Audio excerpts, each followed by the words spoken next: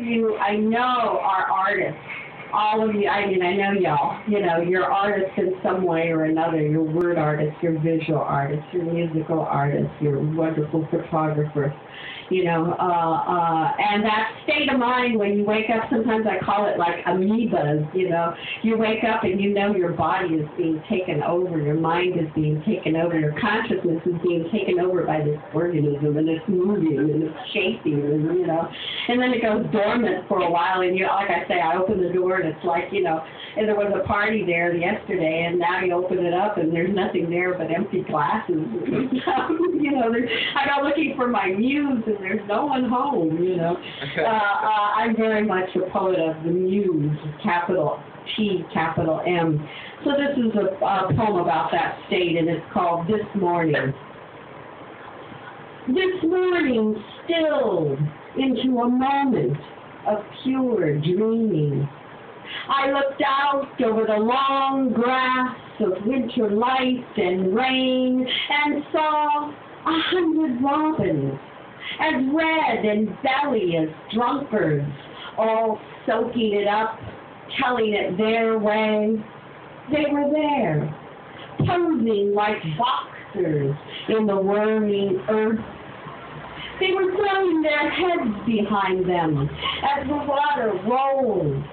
It was as if they were laughing, as if the whole soaking world was something to laugh. They were an element of song. They had the ultimate authority to do things. I watched them through the greased window, watched the living reduced to a bad reproduction of streaks and misprints, just when clarity dinged like a bell of sunlight, the blade of grass, the vision changes. The light dives and I dream incomprehensible dreams of stars imploding, supernovas, the black holes of sex. I dream all I could ever be, all I would dare describe. I wake in sweat, hear the roar and surf made by the swishing autos. I wonder if I dare get out of bed. My head, that heron's egg, sits on top my shoulders, all bone and misleavings, all drool and mumbling words, all signals droning in my brain, simmer to a whine of silence so shrill only a dog could hear. I am driven from this world alive. I come to this world in dreams. Yeah.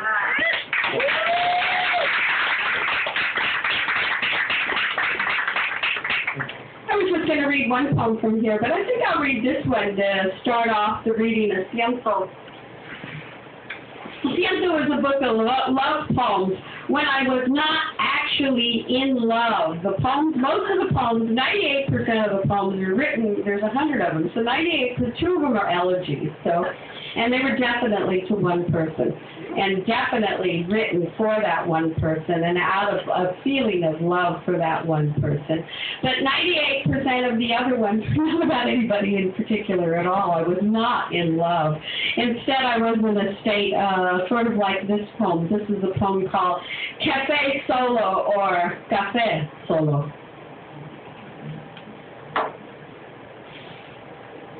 Imagine me walking down the rainy streets of the Mission alone. I loved you with the scientific excuse of the lonely. Now I watch the streets smog out of focus or zoom in brutally on the tragically beautiful. My eyes have met no one's all morning. I've forgotten the purr of my name. I remember only the brush of my cat's teeth when she tells me she loves me. For weeks, the only lesson I've learned is that the leaves of the apple are finally turning. Everything has let go. There are days now that go by without a sound. I could be anyone. Once I was a person who loved you.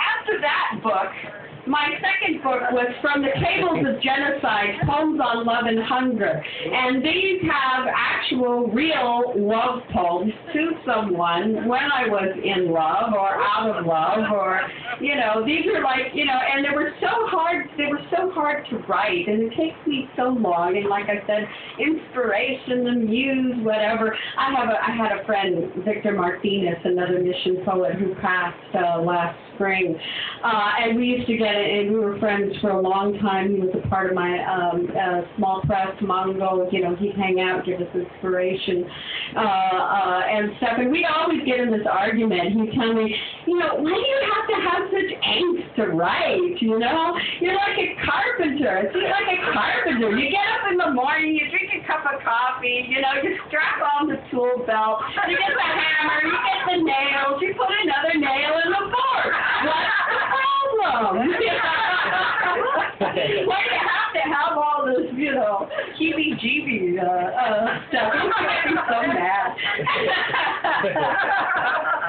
But anyway, so after years putting together this book, From the Cables of Genocide, Poems on Love and Hunger, that's got to win the Guinness Book of World Records for the most poems, consecutive poems dedicated to one person, you know, and I call it Bob's Curse. My writing teacher, my guru, my poetry guru, Robert Haas, who won the MacArthur Award and, you know, Genius Grant. I knew he was a genius back then, but when I gave him the manuscript for this book, he loved it, and he said, well, you know the problem, don't you, with having a book of poems that's dedicated all to one person, is that by the time the book is out, the relationship is over.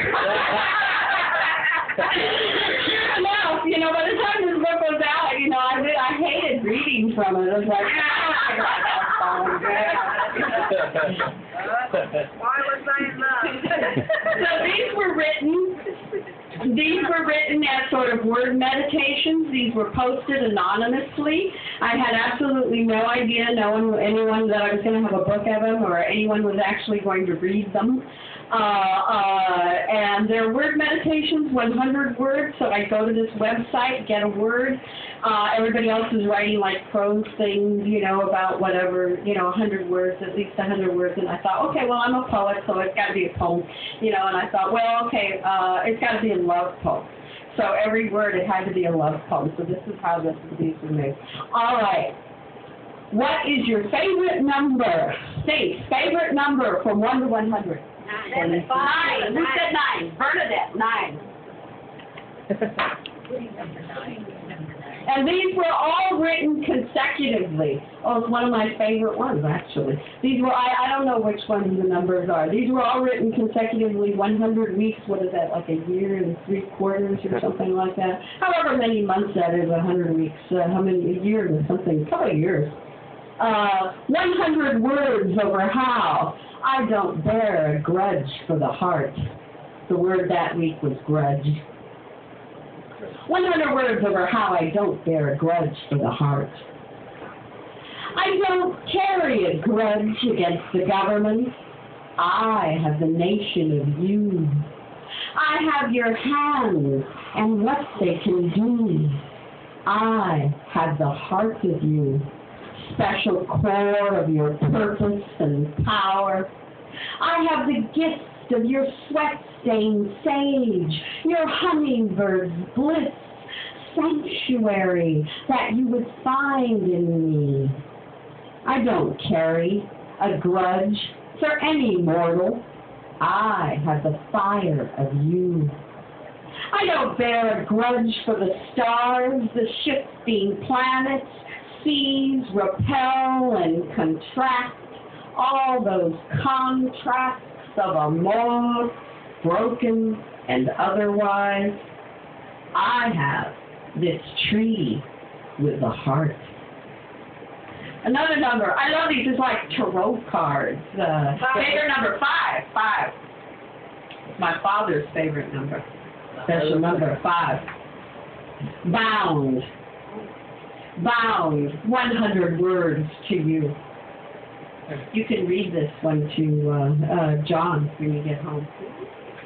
I was bound to love you, bound by the possibilities of you, the sea under your stars, the long rehab loving the lit bed of your making, the way you love those places of swell and salt, thrust and gush.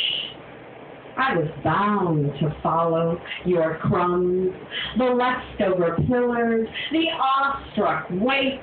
I'm bound to travel across the length of your languorous continent, bounding through the map of you, lost in the promise, wet haze of your gaze, propelled by what gazes back.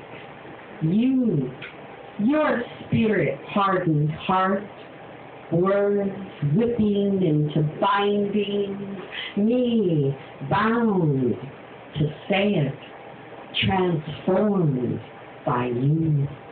Yeah. Another number. What was up? Something 5? 25. 25.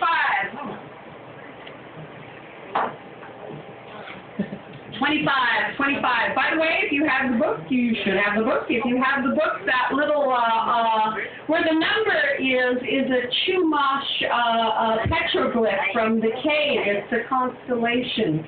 It's like one of the novas or something. This glyph, it's a Chumash glyph. My grandmother was Chumash, so I was, we were trying to figure out, my publisher and I, I wanted to put the numbers, but I did not want them to be part of the title. I didn't want to know.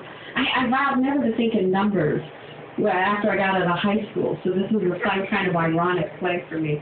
Okay, 25, Kaleidoscope, how cool! Yeah, Kaleidoscope. 100 words to the kaleidoscope of you. And you can read this one to your honey. Or maybe she should read it to you, come to think of it. Baby, let me twist your tube. Let me dial you up a new dimension. Let me see you in 1,000 lights. Let me eye you into infinity. Let your lips and legs go akimbo. Give me all your smallest, give all your smallest bits to me. Let me gaze through you into your heart, into the many factors, into the paradise of your multiple rainbows, each color, another note in the inner song, each fine slice of you served up on a spinning plate. Let me handle your changes, ride past your infinite divisions. Let me turn you around. Help me see through you. Another number. 93. 93. What was you? Yeah. You play? Would you like to play? Play? Yeah, with your bow. You play? It's not a bow. It's a stick. Oh, it's a stick. Oh, okay. It looked like one of Jorge's bows, just looking at it. What was that again? 90? What was 93. 93. Those out love. 93. Repassed. Some of these words, they just show up, and I got to write a poem about them. Then I got to write a love poem. And some of these words I have to look up. So what repassed was one of the ones I had to look up and use a thesaurus. Repassed is like, anyone know that word?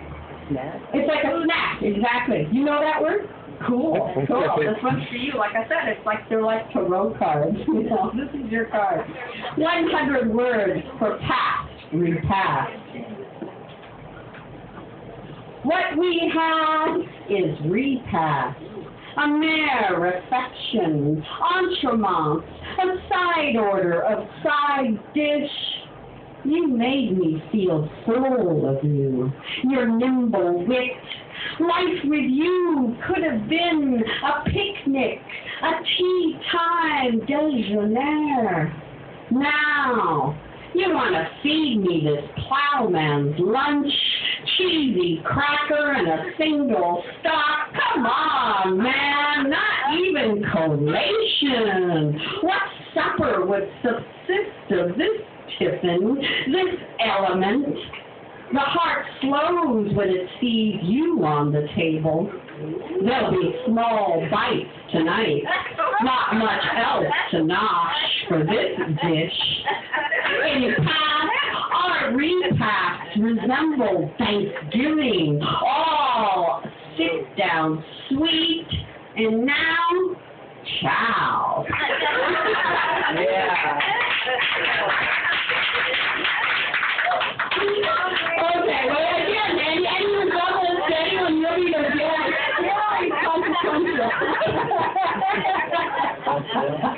Another number. 17, hungry. You want one for hungry? There is one for hungry in here. There's two, and two for poverty. When I got the word poverty, I had to do two of those. Another number. 17. Who was that? Back there. 17. 17. Oh, see, like I said, I never know what word's going to come out. And then it had to be a poem, and then it had to be a love poem. And some of these words I had to look up, but this is one, believe it or not. I did my doctoral study in history of consciousness, continental philosophy, indigenous American philosophy, cultural theory, semiotics. I know the word latitudinarian. Anyone know the word latitudinarian? Naomi can't answer. You know the word latitudinarian? Oh my goodness. It was like a 19th century political movement of tolerance. Latitudinarian, it was sort of like liberal. It was like a new thing, you know. Indians were like a brand new world back there for them, you know, the 1800s. The French got all excited about freedom and liberty, and, you know, well, maybe the government shouldn't be so, maybe we should have a more relaxed attitude. So this was a political movement of latitudinarians. So this was 100 words on loving the latitudinarian you. So you must be kind of latitudinarian. What I love about you goes beyond your latitudinarian attitude. It's in the feathers you prey on, the wind in your sage, the amber copal of your eyes, red cedar smoke you use to speak to the ancestors. I love the trail of tears in your history you carry between your eyes, that book of laughter and forgetting you read to me at night. It's in your hands with their smudged knuckles, the old remnants of the blows there, the fist of your heart beating in a gentler time. I love the ruleless you, the me I find in you. Yes. Another word. Welcome. Come on in. There's food. There's free food. Come in. Help yourself. Enjoy some love poetry. 100 word love poems. You come in late. I'm going to pay attention. Yeah. Today's the 27th, and it's my daughter's birthday. Oh, all right. Yeah, all right. 27. Exact.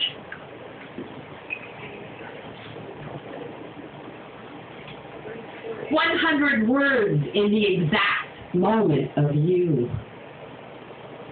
I want to be there at that exact moment when you know you love me, when you feel that waterfall down your spine and into your solar plexus, when the winds of change change you and your smile sails ships of its own.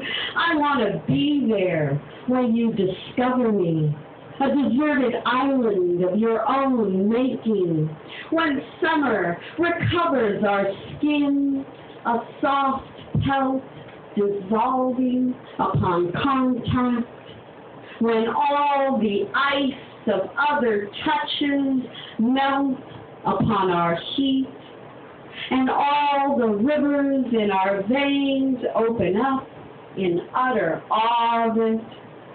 I'll be there. Exactly. Totally. There.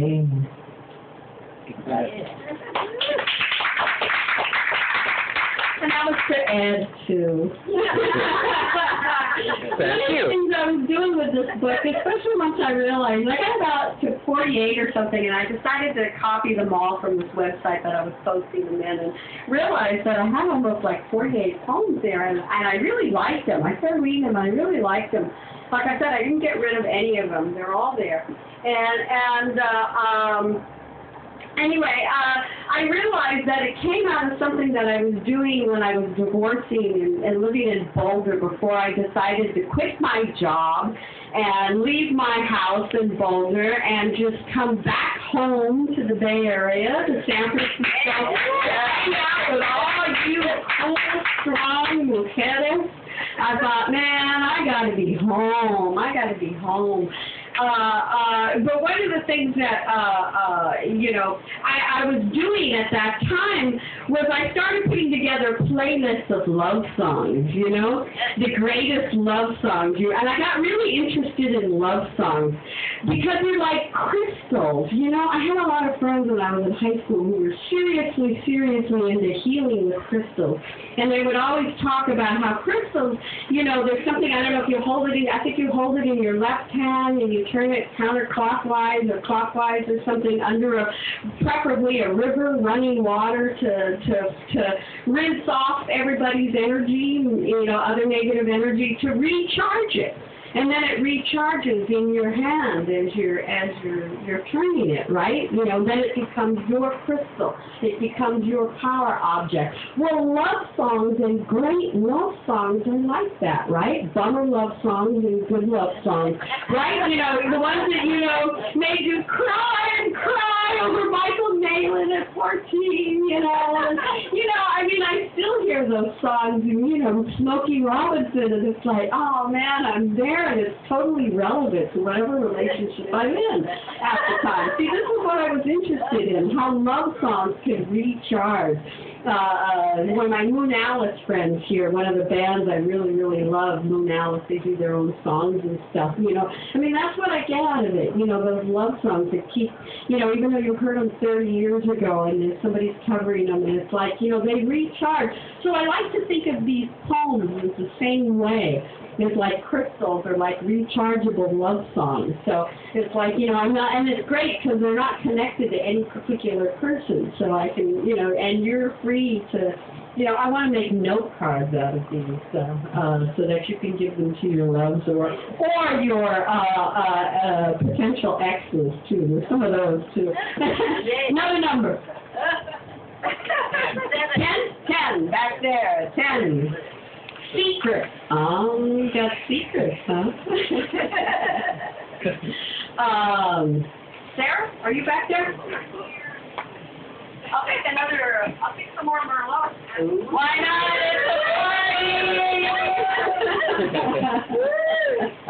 Put it on my cat.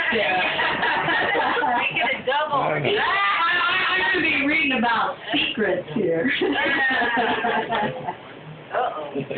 100 words to your secrets. I'm sworn to the secrets of you, sworn to secrecy regarding your secret lust for living, your giving ways, the way you unroll me like a packet of nickels, send me to a dime, leave me an expired ticket to your floating showboat, all the secrets in one lonely face, reveal the smile you take, unveil the excruciating detail of you, your leaving, your twisted laugh, the dark hair under your pink thigh. All the trust in roar has nothing on your designs. My desire for your touch leaves me in a place I could never tell you. This is so fun. Like I said, tarot cards, you know. I remember when I wrote that poem and showing it to a friend, and the friend said, I don't understand that line, the dark hair under your pink thigh. Well, see, you got one of those little hair things, you know, like Bob said, you know, right there, the little hair chin right there under your lips, under your thigh. See, the dark hair under your thigh. So perfect visual, visual aid for that image. Another one. Number 69. 69. Oh, my God.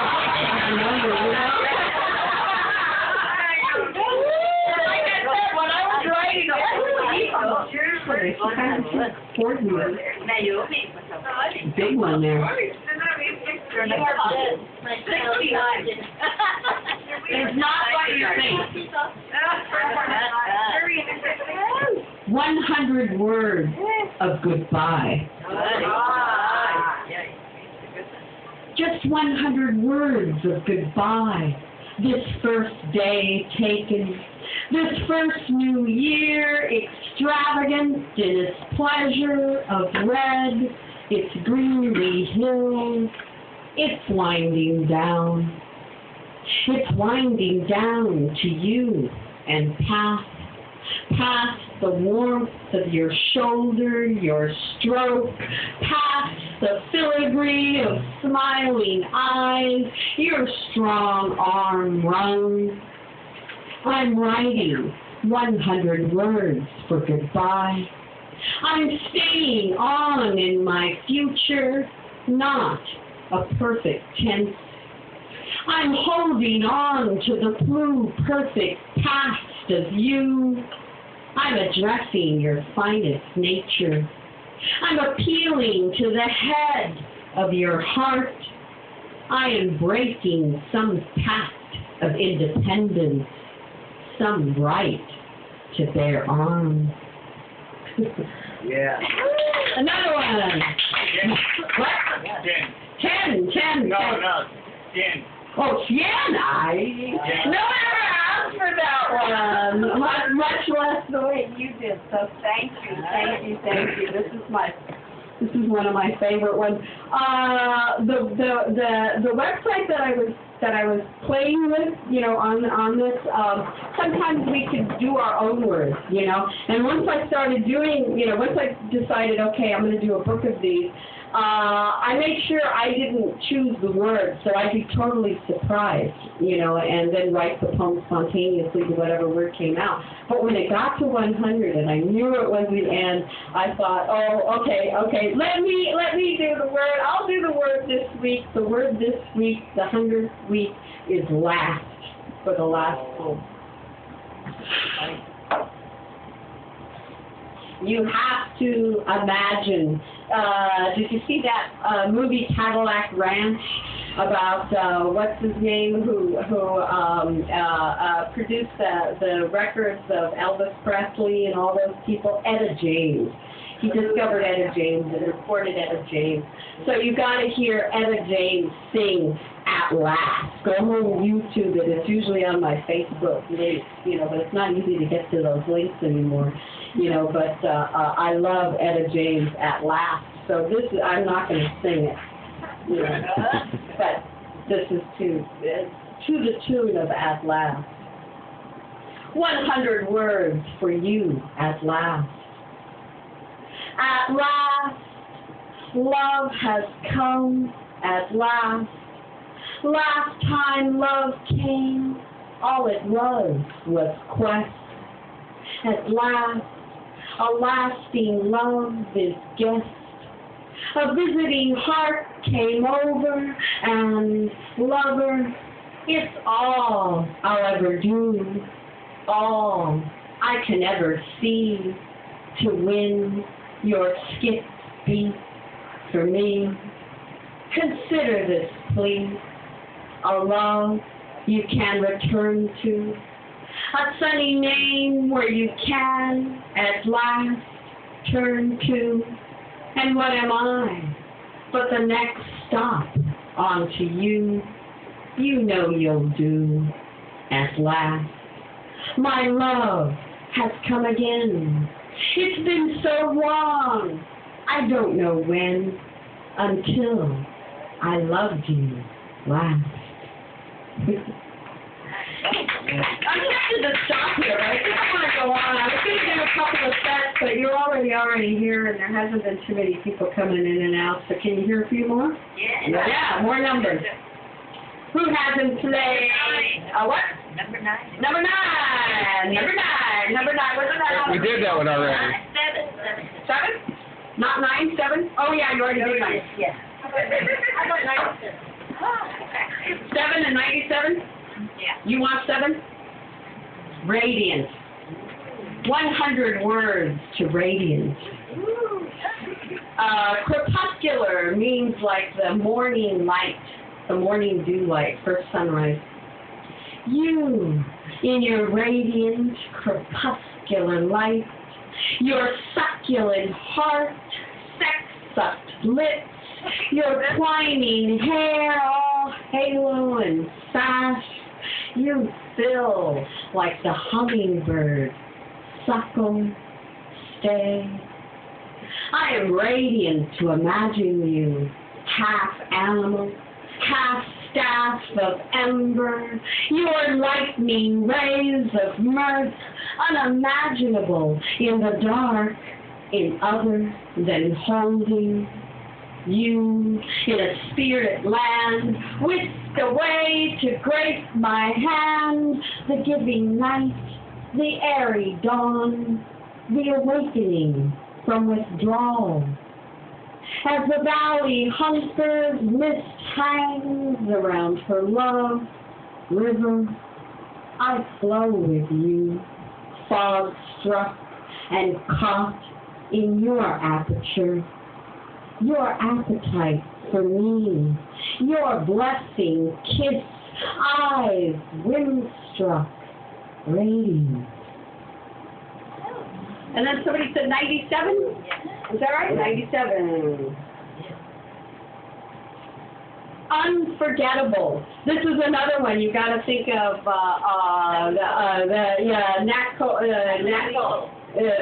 Natalie Cole with her father, Nat King Cole, doing Unforgettable. This is also to the tune of Unforgettable. 100 words for unforgettable you. You're so unforgettable. You're so unregrettably you. I know you're so gettable. You're so unforgettable. You make statues of men who graze my glance. You have that brass, that manner, that classic stance. You remind me of no other.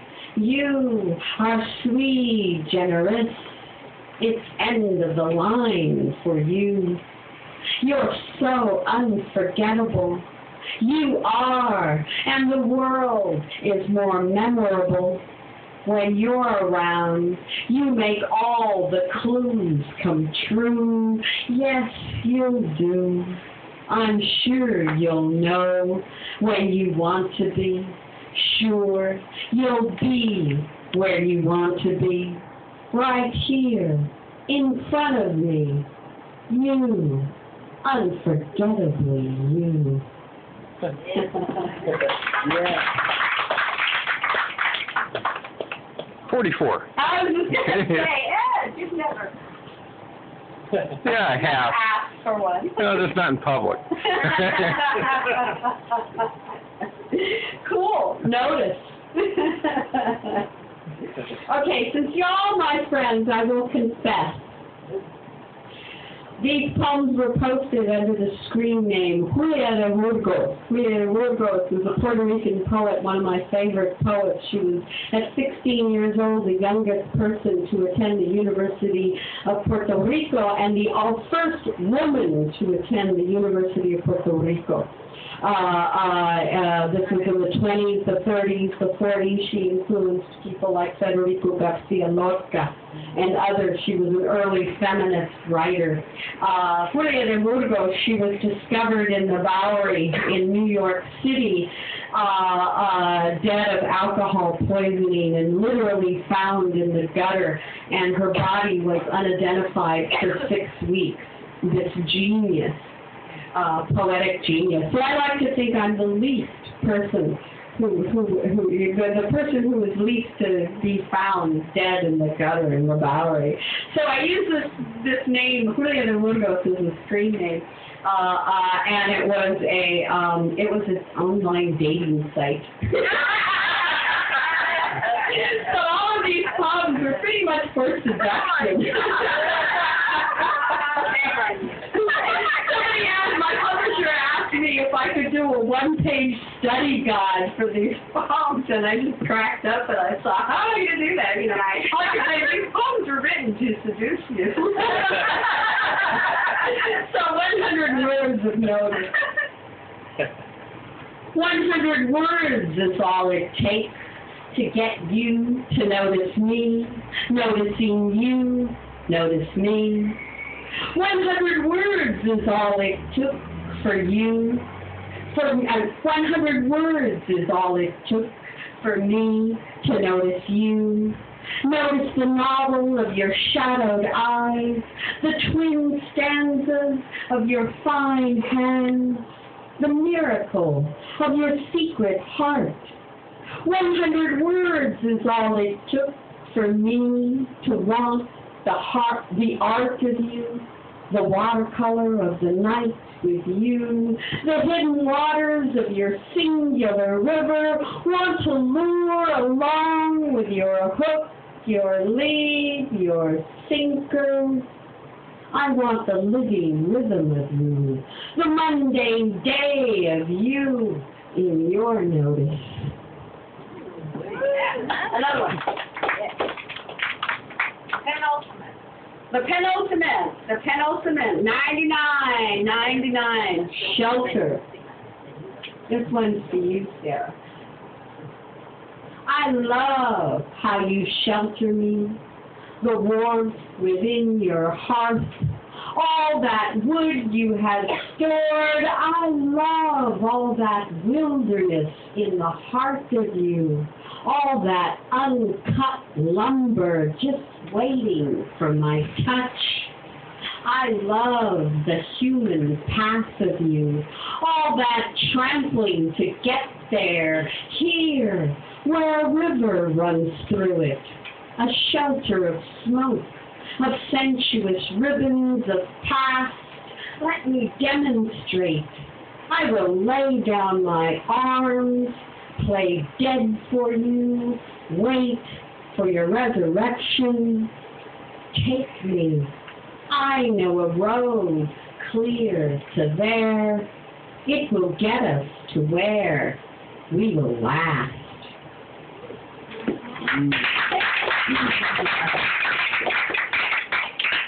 Unless there's anyone with any extra numbers, I think it's time to go. One more, yes.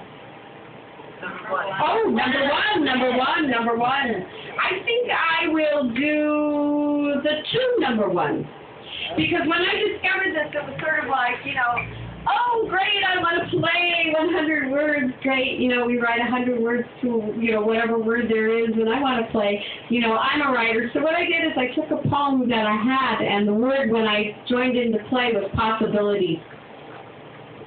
So I had just written a poem which is why I was on the dating site. I just couldn't find that had the word possibilities, so I just edited it down to 100 words. So this is how I started this book. Possibilities in 100 words. After I said I was going to multiply the conditions of possibility, and you said, okay, good. I knew it was the wrong answer to the wrong question. And afterwards, every hummingbird was you.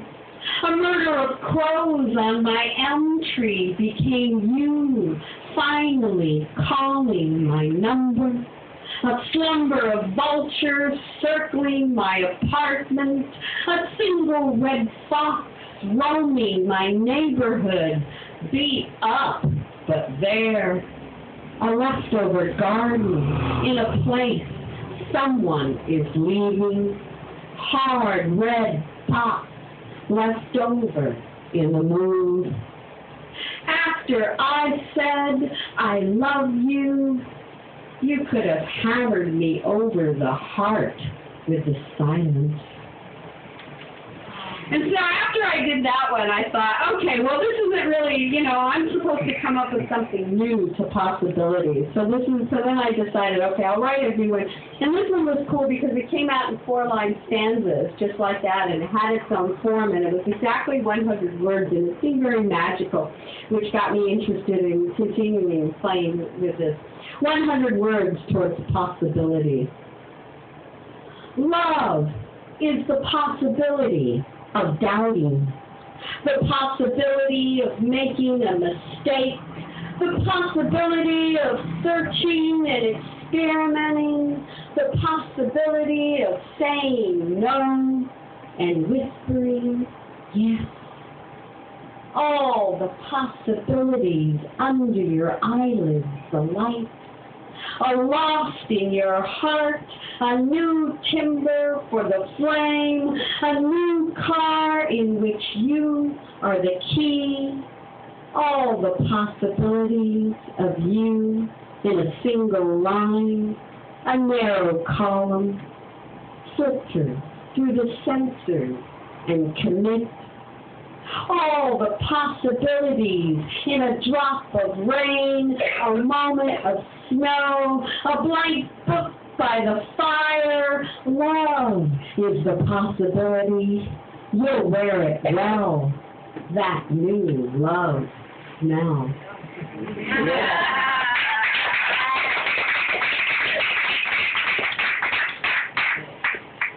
Anyone have any other pressing numbers? Otherwise, I want to read a couple, just for the heck of it.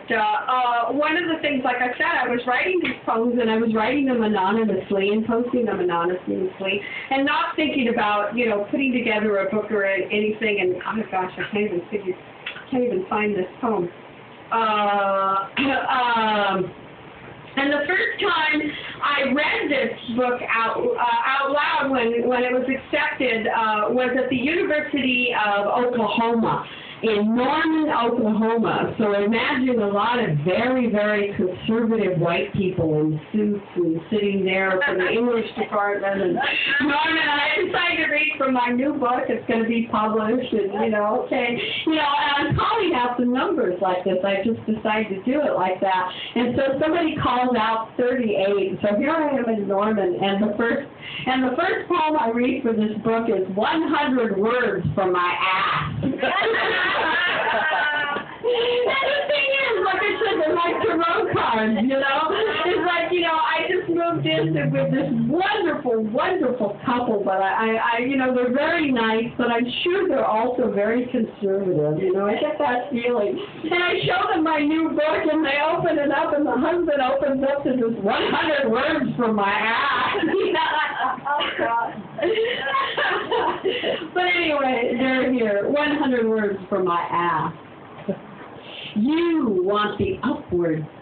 100 words from my ass. You want the upward pass.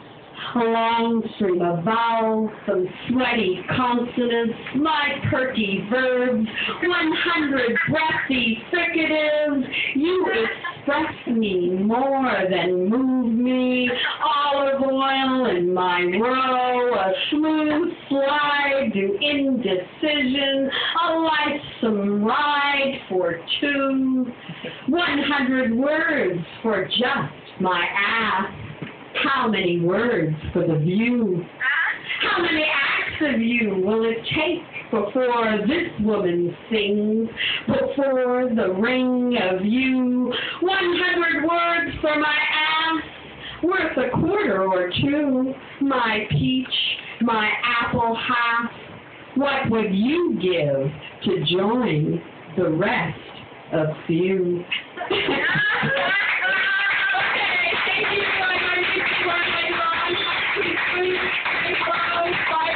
Please support, keep this place alive. They're facing eviction, so anything you can donate at all to keep this space alive, please, please do. Thank you very much, Sarah. Thank you, Kaleidoscope. Thank you all for coming. Please,